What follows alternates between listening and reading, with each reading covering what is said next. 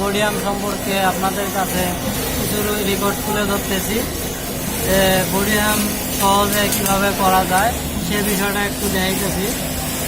আপনারা দেখেন এই যে যেমন বডিটা জোড়াটা দিতে হবো ব্যাকপার্টে। মূলত এই বডি আর্মটা 2 cm মেজারমেন্ট।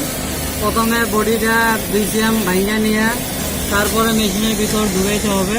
তারপরে এই যে টিনের গাইডটা সমান করে 2 cm ভাঙিয়ে মেশিনের ভিতরে ঢুকে তারপরে করতে হবে বডিটা।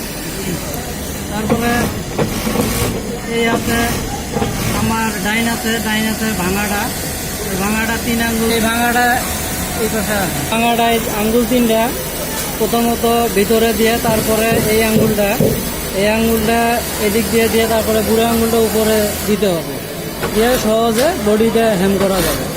এভাবে আস্তে আস্তে বডিটা হেম করলে বডিটা পুরোটাই যখন করতে শেষ হয়ে যাবে তারপরে জোড়াটা সুন্দর মতো ব্যাক পার্টে জোড়াটা মিলাই দিলে এই যে বডিটা কমপ্লিট হয়ে যাবে।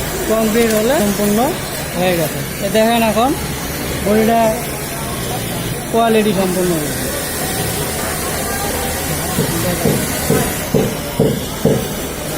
ঠিক আছে, এই টাকা